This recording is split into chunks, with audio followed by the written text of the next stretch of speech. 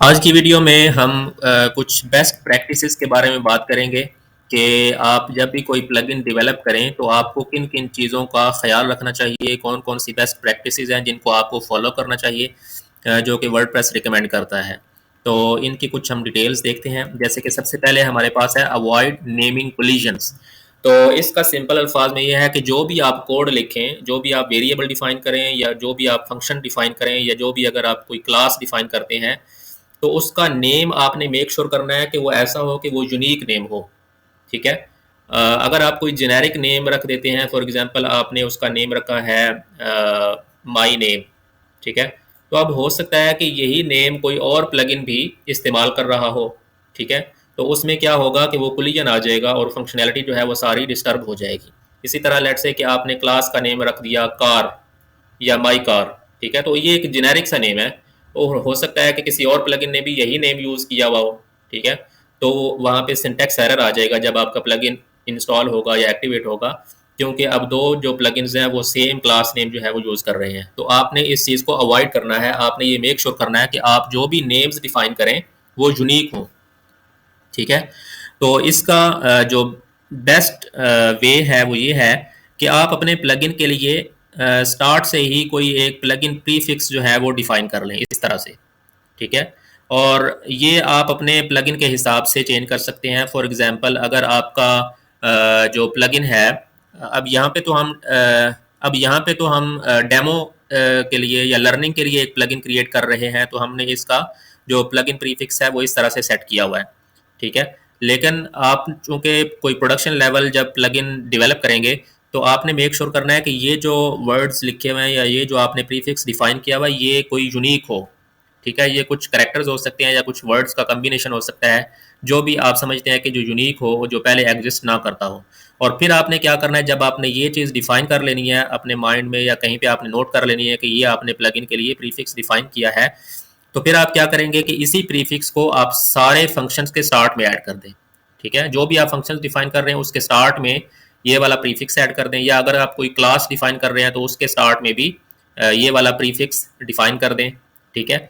जो आपने custom functions बनाने हैं ना, या जो कस्टम क्लासेस बनानी है, उनके स्टार्ट में आपने ऐड करना है। जो बाय डिफॉल्ट जो वर्डप्रेस प्रोवाइड करता है फंक्शंस, उनके स्टार्ट में आपने इसको ऐड नहीं करना। जो आपके कस्टम डिफाइंड फंक्शंस हैं या कस्टम डिफाइंड जो क्लासेस हैं, उनके स्टार्ट में आपने इस प्रीफिक्स को जो भी आपने डिफाइन किया होगा उसको सबके स्टार्ट में ऐड कर देना है। ठीक है। तो इससे ये होगा कि आपके जो नेम्स हैं वो यूनिक रहेंगे और वो किसी और प्लगइन के साथ कोलाइड नहीं करेंगे। अब नेक्स्ट है हमारे पास procedural coding methods. By default, all variables, functions, and classes are defined in the global namespace, which means that it is possible for your plugin to override variables, functions, and classes set by another plugin and vice versa. Variables that are defined inside of functions or classes are not affected by this. तो यहाँ पे basically उसने कुछ methods बताए हैं कि जिनको इस्तेमाल करके आप इस नेमिंग कोलिजन की जो प्रॉब्लम है इसको अवॉइड कर सकते हैं। ठीक है। तो ये चीज़ हमने ऑलरेडी डिस्कस कर ली है कि जो भी आपके पास वेरिएबल्स होती हैं, फंक्शंस होते हैं, क्लासेस होते हैं, ये हम ग्लोबल नेम स्पेस में हमारे पास अवेलेबल होते हैं। मीन्स कि ओवरऑल पूरे वर्डप्रेस के अंदर ये यूज़ होने हैं। तो ये ऐसा पॉसिबल है कि कोई और प्लगइन भी इन्हीं को यूज़ कर रहा हो, जैसा कि उसने यहाँ पे मेंशन किया सेट बाय अनदर प्लगइन। तो ये पॉसिबल है कि आपने जो फंक्शन डिफाइन किया है वही किसी और प्लगइन ने भी डिफाइन किया हुआ हो, तो इस केस में कोलिजन आ सकता है। तो इसको अवॉइड कैसे कर सकते हैं उसके आगे उसने मेथड्स बताए हैं। तो उसमें सबसे पहले है प्रीफिक्स एवरीथिंग। तो ये हमने मेथड ऑलरेडी डिस्कस कर लिया है कि आप अपने प्लगइन्स या क्लासेस, आप अपने फंक्शंस जो यूज़र डिफाइंड या कस्टम फंक्शंस हैं और जो आपके क्लासेस हैं उनके या वेरिएबल्स हैं, उनके स्टार्ट में आप एक यूनिक जो आपने प्रीफिक्स जो डिफाइन किया हो उनको ऐड कर दें। तो उससे ये हो जाएगा कि आपके जो प्लगइन्स हैं, जो आपके प्लगइन ने फंक्शंस, क्लासेस या वेरिएबल्स डिफाइन किए हैं, वो किसी और के साथ कोलाइड नहीं करेंगे। कोलिजन्स को अवॉइड करने के लिए एक और मेथड जो हमारे पास है वो है चेक फॉर एग्जिस्टिंग इम्प्लीमेंटेशंस। ठीक है। PHP provides a number of functions to verify existence of variables, functions, classes and constants. ठीक है। तो PHP हमें कुछ फंक्शंस प्रोवाइड करता है जिनके थ्रू हम ये चेक कर सकते हैं कि ये जो वेरिएबल अभी हम डिफाइन कर रहे हैं क्या ये पहले से डिफाइंड है या नहीं है। तो अगर आपने वेरिएबल्स को चेक करना है तो उसके लिए PHP हमें एक प्रोवाइड करता है मेथड या फंक्शन इस सेट के नाम से। ठीक है। तो इसकी फर्दर डिटेल्स, इस फंक्शन को आपने किस तरह से यूज़ करना है, आप इसको चेक कर सकते हैं इस लिंक के ऊपर जाके। तो सिंपली आपने क्या करना है कि अगर हम कोड के अंदर आएँ, तो अगर आप किसी वेरिएबल को चेक करना चाहते हैं कि क्या ये एग्जिस्ट करता है, तो सिंपली आप एक इफ स्टेटमेंट लगाएंगे और उसके अंदर हम लिखेंगे इस सेट का मेथड हम कॉल करेंगे। तो इट यहाँ पे अगर आप देखें, determines if a variable is declared and is different than null. तो यहाँ पे फॉर एग्जांपल अगर हम इसको कोई वेरिएबल पास करते हैं डॉलर नंबर, ठीक है, तो अगर तो ये dollar number variable already defined होगा या एग्जिस्ट करता होगा, तो ये मेथड आपको ट्रू रिटर्न कर देगा, ठीक है। और अगर ये एग्जिस्ट नहीं करता तो ये आपको फॉल्स रिटर्न कर देगा। तो इस तरह से आप इफ एल्स लगा के तो ये मेक श्योर कर सकते हैं कि आपने ये जो वेरिएबल नंबर डिफाइन करने जा रहे हैं एग्जिस्ट करता है या नहीं। इसी तरह तो दूसरा है हमारे पास, अगर आप कोई फंक्शन डिफाइन करना चाह रहे हैं, custom function, user defined function, तो उस टाइम पे भी आप मेक श्योर कर सकते हैं कि क्या ये फंक्शन एग्जिस्ट करता है या नहीं। तो उसके लिए हम फंक्शन अंडरस्कोर एग्जिस्ट का मेथड जो है वो यूज़ करते हैं। और इसकी एग्जांपल भी यहाँ पे इसने मेंशन्ड है कि अब लेट्स से कि इसने ये एक कस्टम फंक्शन इस नाम से डिफाइन करना था, wp_org_init के नाम से। तो इसने डायरेक्टली इसको फंक्शन को यहाँ तक डिफाइन नहीं किया, बल्कि इसने क्या किया है, सबसे पहले इफ स्टेटमेंट लगाई है और उसके अंदर इसने फंक्शन अंडरस्कोर एग्जिस्ट के फंक्शन को इस्तेमाल करते हुए पहले ये चेक किया है कि क्या ये फंक्शन एग्जिस्ट करता है या नहीं, ठीक है। तो जो भी आपने फंक्शन डिफाइन करना है उसका जो भी नाम है वो आप इसको पास कर देंगे, ठीक है। तो अगर तो ये फंक्शन एग्जिस्ट करता होगा, ठीक है, तो ये आपको ट्रू रिटर्न करेगा। और आपने फंक्शन उस टाइम पे डिफाइन करना है कि अगर ये एग्जिस्ट ना करता हो, तो आपने ना को चेक करने के लिए इसके स्टार्ट में नल लगा दिया, ठीक है। तो फिर इसको देखें, अगर फंक्शन एग्जिस्ट करता होगा तो ये आपको क्या रिटर्न करेगा, ट्रू, ठीक है। लेकिन जब ट्रू रिटर्न करेगा तो उस टाइम पे आपने ये वाला फंक्शन नहीं डिफाइन करना, आपने उस टाइम पे करना जब ये फॉल्स रिटर्न करे। तो इसलिए इसको ट्रू को फॉल्स करने के लिए आपने इसके स्टार्ट में नॉट ऑपरेटर लगा दिया। तो अब इसका मतलब यह है कि ये वाली इफ स्टेटमेंट तब चलेगी जब ये वाला फंक्शन एग्जिस्ट नहीं करता होगा। तो उस टाइम पे उसने क्या किया कि उसने ये वाला जो फंक्शन है ये डिफाइन कर दिया है। इसी तरह अगर आप क्लास को चेक करना चाहते हैं तो आप क्लास अंडरस्कोर एग्जिस्ट के फंक्शन को उसी तरह इफ स्टेटमेंट के थ्रू चेक कर सकते हैं। और अगर आप किसी कांस्टेंट को चेक करना चाहते हैं तो उसके लिए हम डिफाइंड का जो फंक्शन है पीएचपी का वो यूज कर सकते हैं। इनकी फर्दर डिटेल्स आप चेक करना चाहें तो आप इन लिंक्स पे क्लिक करके देख सकते हैं। तो नेमिंग कोलिजन्स को अवॉइड करने के लिए आप क्या कर सकते हैं कि आप वेरिएबल्स हों, फंक्शंस हों या क्लासेस हों या कॉन्स्टेंट्स हों, जो भी आप डिफाइन करना चाहें, आप उनको डिफाइन करने से पहले इन मेथड्स को इस्तेमाल करके तो चेक कर सकते हैं कि क्या ये एग्जिस्ट करते हैं या नहीं करते। अगर ये एग्जिस्ट ना करते हों तब आपने सिंपली उनके डिफाइन करने से पहले ये चेक्स लगा लेने हैं। तो ये मेक श्योर करेंगे कि ये आपके जो मेथड्स हैं ये सिर्फ उसी टाइम पे डिफाइन हों अगर ये ऑलरेडी एग्जिस्ट ना करते हों। एक और मेथड जिसके थ्रू आप नेमिंग कोलिजन्स को अवॉइड कर सकते हैं वो है ऑब्जेक्ट ओरिएंटेड प्रोग्रामिंग अप्रोच। तो बजाय इसके कि आप प्रोसीजरल कोड लिखें जैसा कि हम अभी कर रहे हैं, हम तो जस्ट इसको लर्निंग के लिए कर रहे हैं, तो अभी हमने इसको प्रोसीजरल वे में ही लिखा है सारा कोड। तो इसमें हमने कोई क्लासेस वगैरह डिफाइन नहीं की, हम जस्ट इसके अंदर फंक्शंस और वेरिएबल्स ऐड कर रहे हैं। तो इसको कहते हैं प्रोसीजरल वे, ठीक है। जबकि जो ऑब्जेक्ट ओरिएंटेड अप्रोच है उसमें क्या होता है कि आप हर टाइप की फंक्शनैलिटी के लिए एक अलग से क्लास डिफाइन करते हैं और फिर उसके अंदर उसके मेथड्स डिफाइन करते हैं। तो जब आपने क्लास डिफाइन कर ली तो अब उस क्लास के अंदर जो भी वेरिएबल्स होंगे या जो भी मेथड्स होंगे वो उनके आप कोई भी नेम्स रख दें तो उससे कोई फ़र्क नहीं पड़ेगा। ये हमने कोड ऐड किया था, इसको हम रिमूव कर देते हैं। तो जैसा कि इसने यहाँ पे मेंशन किया हुआ है, you will still need to take care of checking whether the name of the class you want is already taken, but the rest will be taken care of PHP। तो अगर आप ऑब्जेक्ट ओरिएंटेड अप्रोच यूज कर रहे हैं तो आपने just ये check करना है कि जो आप क्लास डिफाइन कर रहे हैं क्या वो क्लास का नेम ऑलरेडी डिफाइंड है या नहीं, ठीक है। अब क्लास के अंदर जो वेरिएबल्स हैं या जो मेथड्स हैं उनकी आपको फिक्र करने की जरूरत नहीं है। तो वो जो है वो PHP ऑलरेडी टैकल कर लेता है कि वो यूनिक ही रहेंगे। तो आपने अगर object oriented programming approach use कर रहे हैं तो उस केस में जस्ट आपने मेक श्योर करना है कि आप जो क्लास डिफाइन कर रहे हैं उसका नेम पहले से डिफाइन ना हो। और क्लास का नेम आप किस तरह से चेक करते हैं, उसके लिए हमारे पास जैसे हमने डिस्कस किया कि क्लास अंडरस्कोर एग्जिस्ट के नाम से मेथड अवेलेबल है। तो आप इफ स्टेटमेंट के थ्रू इसको चेक कर सकते हैं कि ये इस नाम से कोई क्लास जो है वो एग्जिस्ट करती है या नहीं करती। तो अगर नहीं करती तो उस केस में आपने सबसे पहले इस क्लास को डिफाइन कर दिया, ठीक है, और फिर आपने इस क्लास को इनिशियलाइज कर लिया, इसका इनिट का मेथड सबसे पहले आपने कॉल किया और फिर उसके बाद उसने जो दूसरा मेथड है उसको कॉल कर लिया इस क्लास के।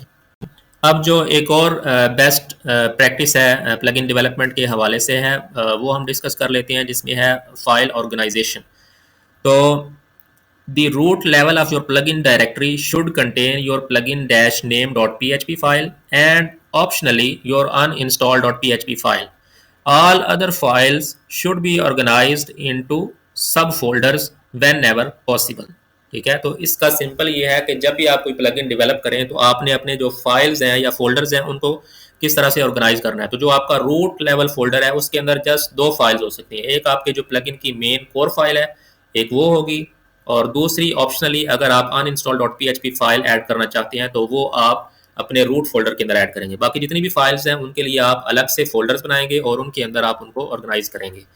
तो एक पॉसिबल फोल्डर स्ट्रक्चर क्या हो सकता है जो कि वर्डप्रेस रिकमेंड कर रहा है, वो ये है कि ये फॉर एग्जांपल आपका मेन रूट फोल्डर है आपके प्लगइन का, ठीक है। तो ये आ गई आपकी मेन प्लगइन फाइल जो कि हमने क्रिएट की हुई है my-plugin.php।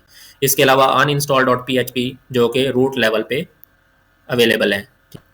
अब बाकी जितनी भी फाइल्स हैं, जैसे कि अगर आप लैंग्वेजेस से रिलेटेड कोई फंक्शनैलिटी ऐड करना चाहते हैं तो उसके लिए आप अलग से फोल्डर बनाएंगे /लैंग्वेजेस का, लैंग्वेजेस के नाम से, और उसके अंदर आप उससे रेलिवेंट फाइल्स रखेंगे। इसके अलावा एक और डिवीजन ये हो सकती है कि कुछ फाइल्स आपकी होती हैं जो फ्रंट एंड के लिए होती हैं, पब्लिक साइट के लिए, पब्लिक फेसिंग साइट के लिए होती हैं, तो उसको आप पब्लिक के फोल्डर के अंदर रख सकते हैं। और कुछ फंक्शनैलिटी आपकी होती है जो जस्ट एडमिन साइट के लिए होती है, तो उसके लिए आप अलग फोल्डर बना सकते हैं एडमिन का, और एडमिन से रिलेटेड जितनी भी फंक्शनैलिटी है वो आप एडमिन के फोल्डर में ऐड कर सकते हैं। फिर एक इंक्लूड्स का फोल्डर हो सकता है जिसके अंदर आपकी कुछ कॉमन फंक्शनैलिटी भी हो सकती है, या जो कि एडमिन और पब्लिक दोनों के अंदर यूज हो रही है, या आपके प्लगइन की जो कोर फंक्शनैलिटी है वो भी हो सकती है, तो वो आप इंक्लूड्स के फोल्डर के अंदर ऐड कर सकते हैं। इसके अलावा अगर आप एडमिन और पब्लिक के फोल्डर्स को फर्दर डिवाइड करना चाहें, अगर आप जावास्क्रिप्ट फाइल्स को अलग फोल्डर बना सकते हैं, उसके लिए CSS के लिए अलग फोल्डर बना सकते हैं, और इमेजेस या एसेट्स वगैरह के लिए अलग फोल्डर्स भी क्रिएट कर सकते हैं। फिर हम प्लगइन आर्किटेक्चर की अगर बात करें, द आर्किटेक्चर और code organization you choose for your plugin will likely depend on the size of your plugin.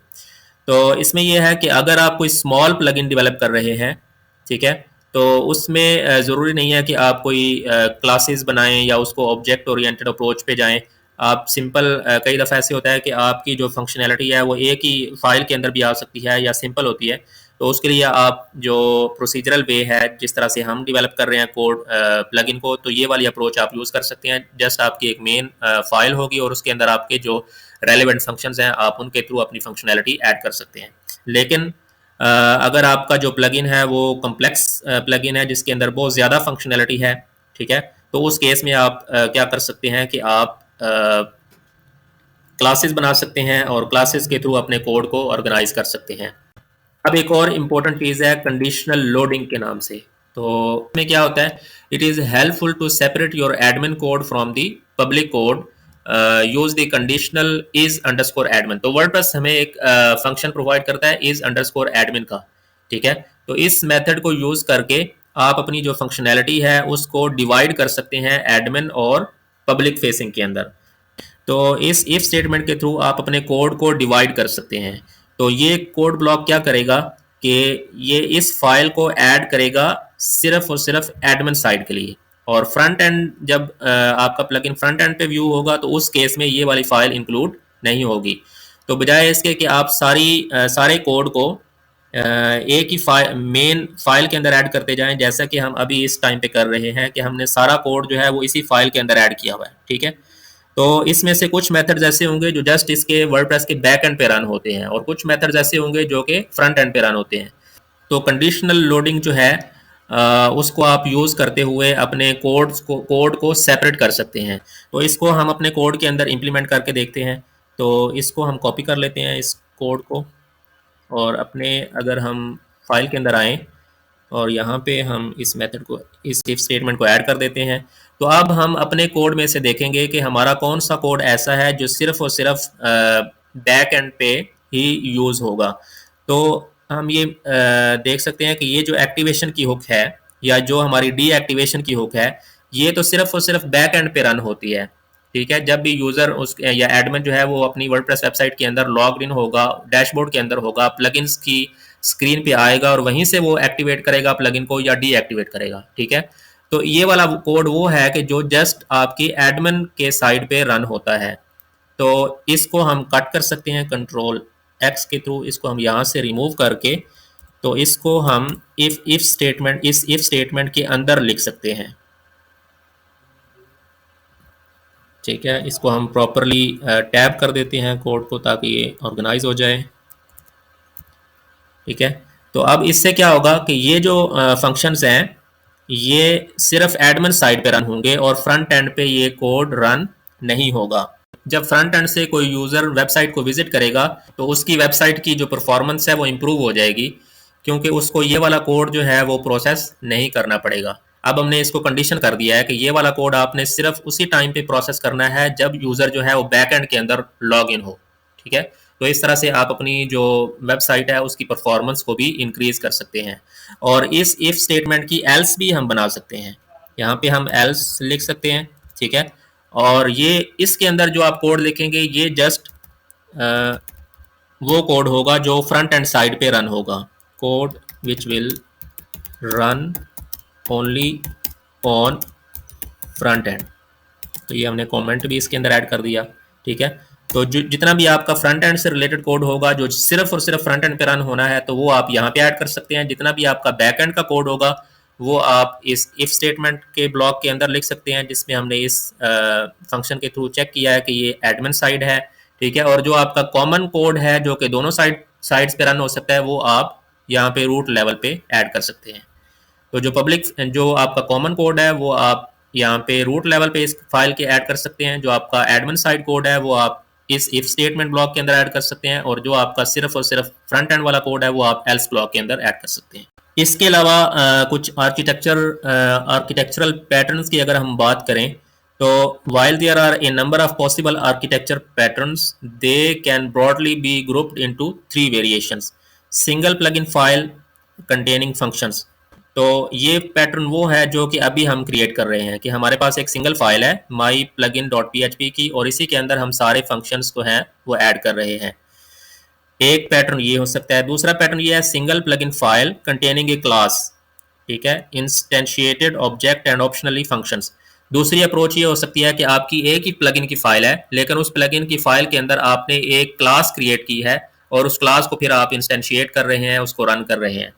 तीसरी अप्रोच ये हो सकती है कि आपके पास एक मेन प्लगइन की फाइल होगी लेकिन आपके पास एक से ज्यादा क्लासेस होंगी। ये उस टाइम पे आप अप्रोच यूज करते हैं। तो आपने इनमें से कौन सा आर्किटेक्चर पैटर्न फॉलो करना है ये डिपेंड करेगा कि आपका जो प्लगइन जिसको आप डेवलप कर रहे हैं वो किस टाइप का है। अगर तो वो सिंपल प्लगइन है तो आप फर्स्ट टू ऑप्शंस में से कोई एक यूज कर सकते हैं। आप प्रोसीजरल वे अगर यूज कर रहे हैं तो फिर आप इस आर्किटेक्चर को फॉलो कर रहे होंगे, और अगर आप ऑब्जेक्ट ओरिएंटेड अप्रोच यूज कर रहे हैं लेकिन आपकी सिंगल क्लास है तो आप इस आर्किटेक्चर को फॉलो कर रहे होंगे, सेकंड वाले को। और अगर आपका कोई कॉम्प्लिकेटेड कोई कम्प्लेक्स फंक्शनैलिटी वाला प्लगइन आप डेवलप कर रहे हैं तो फिर आप थर्ड वाले को फॉलो करेंगे। इसकी फर्दर डिटेल्स को अगर आप देखना चाहें तो आप इन लिंक्स को देख सकते हैं। और बेस्ट प्रैक्टिस को हम एक्सप्लोर करते हैं which is boiler plate starting points. तो ये सिंपल अल्फाज में ये है कि जब आप कोई प्लगइन डेवलप कर रहे हैं तो एक तरीका तो ये है कि आप बिल्कुल स्क्रैच से अपनी सारी फाइल्स क्रिएट करें। ठीक है, अपना फोल्डर स्ट्रक्चर जो है वो खुद से बनाएं। ठीक है, और उसके अंदर जो एक्टिवेशन और डीएक्टिवेशन की हुक्स हैं वो भी आप कोड सारा खुद से A to Z बिल्कुल जीरो से स्टार्ट करें और अपने कोड को, अपने प्लगइन को डेवलप करना शुरू कर दें। दूसरा तरीका ये है कि कुछ डेवलपर्स ने ऑलरेडी कुछ बॉयलर प्लेट कोड्स जो हैं या टेम्पलेट्स जो हैं प्लगइन डेवलपमेंट के लिए वो बना के तो अपलोड की होती हैं। ठीक है, तो आप उनकी रिपोजिटरीज को या उनके कोड को भी एज अ स्टार्टिंग पॉइंट इस्तेमाल कर सकते हैं। तो उसमें क्या होगा कि सिंपल आपके पास कुछ फाउंडेशनल कोड जो है या कोई बेस कोड आपके पास ऑलरेडी डेवलप्ड होगा। ठीक है, और आप उस कोड को फिर अकॉर्डिंगली मॉडिफाई कर सकते हैं, चेंज कर सकते हैं अपनी रिक्वायरमेंट्स के हिसाब से। तो उसमें क्या होता है कि आपका जो टाइम है वो सेव हो जाता है और आप जस्ट अपनी मेन फंक्शनैलिटी पे फोकस करते हैं बजाय इसके कि आप जो बिल्कुल स्टार्ट से अगर करेंगे तो उसके अंदर आपका ज़्यादा टाइम कंज्यूम होता है, और अगर आप कोई बॉयलर प्लेट यूज़ कर लें तो उसमें आपका काफ़ी टाइम जो है वो सेव हो जाता है। तो कुछ कुछ यहाँ पे बॉयलर प्लेट्स जो हैं वो यहाँ पे मेंशन्ड हैं, ठीक है। तो हम चूंकि इसको लर्न कर रहे हैं प्लग इन डेवलपमेंट को, तो हम इसमें कोई बॉयलर प्लेट यूज़ नहीं करेंगे, बॉयलर प्लेट कोड यूज़ नहीं करेंगे, बल्कि हम स्क्रैच से ही इसको डेवलप करेंगे ताकि हम सारे कॉन्सेप्ट्स को सीख सकें। लेकिन अगर आप कोई बॉयलर प्लेट्स यूज़ करना चाहें या इसकी फर्दर डिटेल्स को देखना चाहें तो आप इन लिंक्स को फॉलो कर सकते हैं।